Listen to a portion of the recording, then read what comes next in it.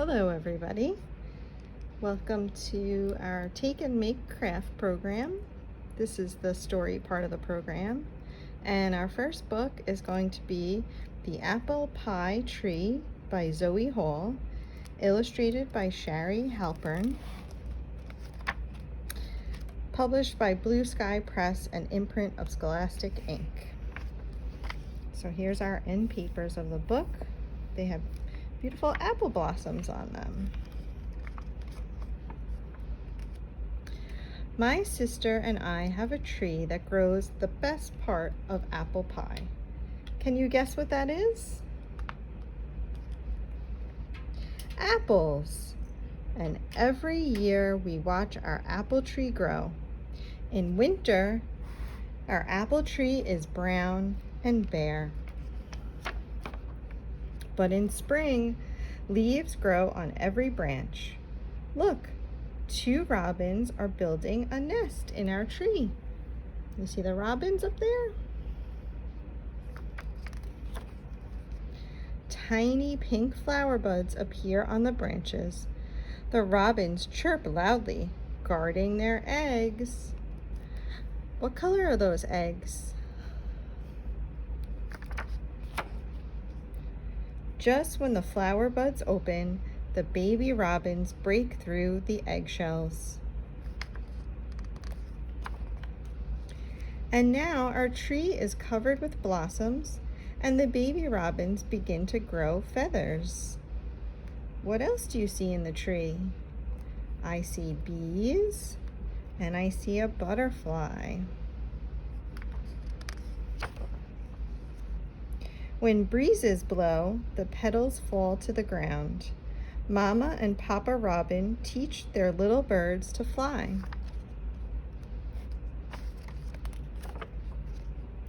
Some days it rains, but the wind blows hard, but our apple tree is strong and the robins are safe in the branches. Small green apples grow where the blossoms used to be. Soon it is summer. The apples get bigger and bigger. The robins have grown up, but they visit every day. What are the girls playing in? A sprinkler? The branches bend down low. They are covered with big round apples.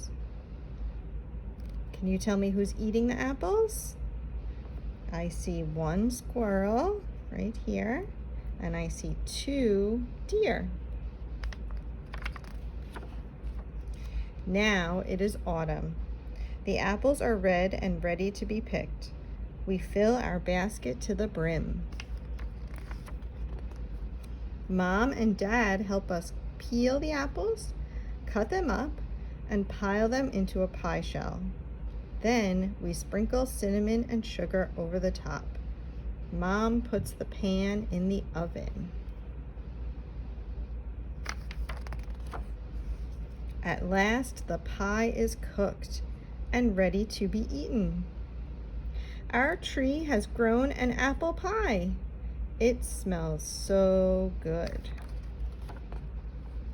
And it tastes delicious. There's nothing as good as an apple pie you grew yourself. And then this book talks about how bees help the apples grow. And they also give you an apple pie recipe so you can make one at home if you want. And you can come to the library and check out this book if you want to see this recipe. And there's the apples. Okay. Our next book is Apple Farmer Annie by Monica Wellington. And this is published by Dutton Children's Books.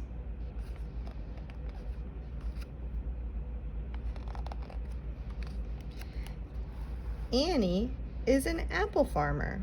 She has a big orchard of apple trees. In the fall, she picks baskets and baskets of round, ripe apples. Who's helping her on this page? I see a cat and a dog. She grows many kinds of apples. She sorts and organizes them. You see, she's doing it by color over here. Annie uses some of the apples to make sweet apple cider. It's like apple juice. She uses others to make delicious, smooth applesauce. She loves baking muffins, cakes, and pies with her apples. But she saves the most beautiful ones of all to sell fresh at the market. She loads everything into her truck and drives to the city. Can you guess which city she's going to? It says right here, New York City, 30 miles. Annie, the apple farmer, sets up her stand in the farmer's market. She's selling a lot of delicious things.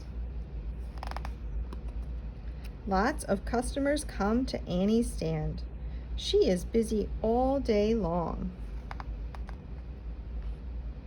By the end of the day, she has sold everything. She packs up to go home. Annie is tired but happy. It feels so good to have her own apple farm. Oh, and here's more recipes. Applesauce, apple muffins, and then applesauce cake. Ooh, and there's everyone enjoying delicious baked goods and fresh apples. The end. Okay, so next I'm going to show you, this is what your craft kit should look like this week. Comes in this little bag. And this is what the craft is going to look like. So it's an apple that somebody has eaten. Here's the back. So I'm going to dump out your supplies.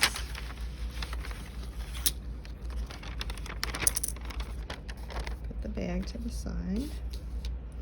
So we have 1, 2, 3, 4 popsicle sticks.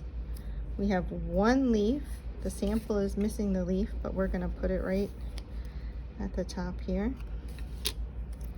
We have 1 stem, and then we have the top and the bottom of the apple. And if you have a little pencil, you can just flip it over, so that's the back side. So the first thing we're going to do is line up 3 of our popsicle sticks. 1, 2, 3. Can you count to 3? And next, we're going to use some glue. And if you have glue at home, you can use that. If you have the glue that comes in the little cup from the library, you can use that. And we're going to take the 4th popsicle stick. I'm going to put some glue onto that on the back. And you can see on the back of this guy what we're going to do. We're going to put it across those 3 sticks, and that's called on a diagonal. So it goes across 3, and then we're going to let that dry. And once that is dry, we're just going to pretend we're going to glue this piece onto the top, the other piece onto the bottom. Then we're going to glue our stem. You can sort of glue it right behind there. And then we're going to glue our leaf right there. And the last step, can you guess what the last step? What's this one missing? Is our seed. So you're just going to take a black marker, or you could try a crayon, whatever you have at home. Brown also works if you don't have black. And you're going to draw your little seeds.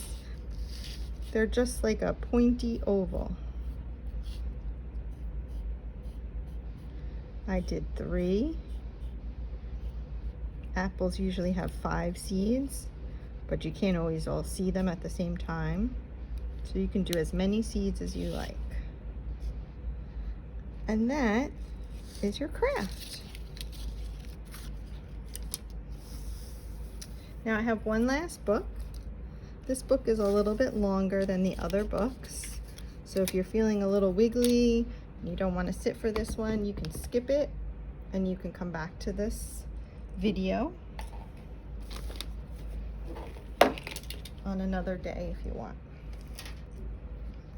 So the last book is called The Apple Orchard Riddle. And it's by Margaret McNamara and G. Brian Karras. And here's some different kinds of apples. Gala, Red Delicious, Golden Delicious, Macoun. And then on the back we can see Macintosh, Granny Smith, Crispin, and Fuji. And this book is published by Schwartz and Wade Books, which is part of Random House. The kids in Mr. Tiffin's class were going on a field trip. "Hurry up, Tara," said Robert. "You'll miss the bus." I think that's Tara back there. Tara took a seat by herself next to the window. She liked to look outside and wonder about things. "Tara's in dreamland again," said Anna. "The lights are on, but nobody's home," said Eleanor. Tara didn't hear them. She was too busy daydreaming. When they got to the apple orchard, everybody hurried off the bus. Everybody except Tara. Tara walked off slowly. "It takes me a little more time to do things," she said. "Yes, I've noticed," said Mr. Tiffin. The class gathered around the orchard's owner, Farmer Hills. "Today, we are going to take a tour of the orchard. We'll see how apples are picked and how cider is pressed. We'll watch apples get peeled by a special machine, and we'll pick some of the apples off the trees. Plus, I have a riddle for you to solve," said Mr. Tiffin. "What's the riddle?" asked Charlie. Mr. Tiffin said, "Show me a little red house with no windows and no door, but with a star inside." "That's it," said Jake. "That's the riddle?" "That's the riddle," said Mr. Tiffin. "Your job is to find the answer." "How are we going to have time to figure this out while we also have to learn about apples?" asked Molly. "Are you sure this is fair?" "Yes, I'm sure," said Mr. Tiffin. "I'm not very good at tests," Tara said. "That's lucky, because this is not a test," said Mr. Tiffin. The class walked along a path lined with trees, stretching away as far as they could see. "We grow 20 varieties of apples here," Farmer Hills said. "Who can name some apple varieties?" Macintosh," said Alex. "Granny Smith," said Jeremy. "Crispin, Fuji, Gala, Red Delicious, Golden Delicious, Macoun." "Thank you, Eleanor," said Mr. Tiffin. "Our varieties ripen at different times, so we pick them from late summer to early fall," said Farmer Hills. "These pointy ladders are what we use to pick the apples off the highest branches." "I'm so tall I probably wouldn't need a ladder," said Robert. "Probably not," said Farmer Hills. "These branches are so low we can all reach," said Charlie. "That's right," said Farmer Hills. "Only pick apples off the trees, not off the ground," she added. "To pick an apple, twist the stem till the fruit comes off the branch." She showed the class how to do it and gave them each a small bag for holding apples. They twisted and picked till their bags were full. Tara didn't pick any apples. Instead, she sat under a tree and looked at the sky. "What was that riddle again?" she asked. Show me a little red house with no windows and no door, but with a star inside, said Eleanor, who was good at tests. There was an apple on the branch right above Tara's head. Tara twisted it off. This is red, she said. Farmer Hills showed the class where the apples were stored. We keep the apples cold and fresh in this storage barn, she said. That way, folks can enjoy them all year round. Jake noticed something about the building. A red house, said Jake, and look, no windows. But it has 2 doors, said Anna. And Farmer Hills just said it has apples inside, not stars, said Eleanor. So this is not the answer to the riddle, said Jake. Correct, said Eleanor. Tara wasn't looking at the barn. She was looking at her apple. She saw a tiny worm burrowing into it. Hey, look who lives here, she said. Yuck, don't eat that one, said Robert. I won't, said Tara. She laid the wormy apple carefully on the ground. Mr. Tiffin tossed her an apple out of his bag, and she took a bite. At the cider press, Farmer Hills put on a raincoat and hat before she got close to the machine. Making cider must be a messy business, said Mr. Tiffin. And noisy, too, said Farmer Hills. The class watched as freshly washed apples traveled up a chute to get chopped into tiny pieces. This is called pulp, said Farmer Hills. Pulp, said Eleanor. Nice word. Next, a farmhand used a hose to spray the pulp onto canvas sheets. Cool, said Jeremy. Finally, the sheets of pulp were pressed down hard. The juice flows through these sheets into a hose, said Farmer Hills. Then it gets pumped into a big metal tank for one last treatment. And then it's cider? Asked Charlie. Then it's sterilized, and then it's cider, said Farmer Hills. Robert spotted an old tractor as they walked across the farmyard. The tractor was red with rust. Hey, he called. This tractor doesn't have a window or a door. Alex and Charlie ran over. That's because this is a tractor, not a house, said Alex. It could be a house for mice, said Charlie. Mice sometimes live in a tractor seat. Alex and Charlie and Robert poked around the seat, but there were no mice. Maybe there's a star inside, said Alex. Robert and Charlie looked all over the tractor. It had a steering wheel and a gas gauge and a couple of pedals. But no star, said Charlie. The apple peeler was the next stop. We used the peeled apples for pies and cakes, said Farmer Hills. She turned the machine on. It peeled each apple in the blink of an eye. Whoa, said Jeremy. That's fast. Do it again. Molly and Kimmy peered into the machine, but they did not get too close. It's sort of red, said Kimmy, even though it's also a little silver. And there are definitely no windows, said Molly. No door either, said Jeremy. So we win. Yeah, but where's the star? Kimmy asked. The 3 of them watched as the machine peeled the apples one after another. No star here, said Kimmy. At the end of the tour, Farmer Hills took the class to the farm stand.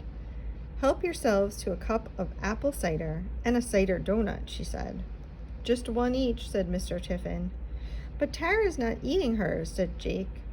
Tara was still munching on the core of her apples. Aren't you done with that yet? Said Robert. Not yet, said Tara. She chewed every last bit of it until she got to the seeds. 5 seeds, she said. Just then, Mr. Tiffin looked at his watch. Hey, class, he called. The bus will be here soon. Let's talk about what we learned today. We learned that apples come in a lot of different varieties, said Molly. Crispin, Fuji, Gala, Red Delicious, Golden Delicious, Macoun, said Eleanor. Cider presses make a lot of noise, said Jeremy. Donuts are yummy, said Jake. How about the riddle, said Mr. Tiffin. There doesn't seem to be an answer, said Eleanor. I told you it was no fair, said Molly. Tara walked over to Mr. Tiffin. She had the 5 apple seeds in one hand and a round red apple in the other. She handed Mr. Tiffin the apple. This is a little red house with no windows and no door, said Tara. That's not a house, said Jake. It is if you were a worm, said Tara. Mr. Tiffin smiled at Tara. Go on, he said. I think there's a star inside this apple where nobody can see it. If nobody can see it, who cares, said Robert. I care, said Mr. Tiffin. Let's take a look. The class gathered round. Mr. Tiffin took the apple out of Tara's hand. Where's the hidden star, he asked. You'll see it if you cut it this way, right across the middle, said Tara. Mr. Tiffin borrowed a small knife from Farmer Hill's. He cut the apple in half right across the middle. When he pulled the apple apart, the class could see its 5-pointed star. Hey, Tara was right, said Molly. Just then the bus rumbled down the lane. Let's give a cheer for Farmer Hill's class, said Mr. Tiffin, and they did. The donuts were great, Jake shouted. The class grabbed their jackets and bags and ran to go home. Come on, Tara, said Mr. Tiffin. When she got to the bus, Tara chose a seat by herself. She took a bite of an apple with a star inside. Then she looked out the window so she could daydream a little more. And here's some apple orchard facts. And there's a different kind of apples. The end. I hope you enjoyed our stories today. And if you haven't picked up your craft kit, please come into the library or give us a call to do curbside pickup. And we'll see you soon. Bye.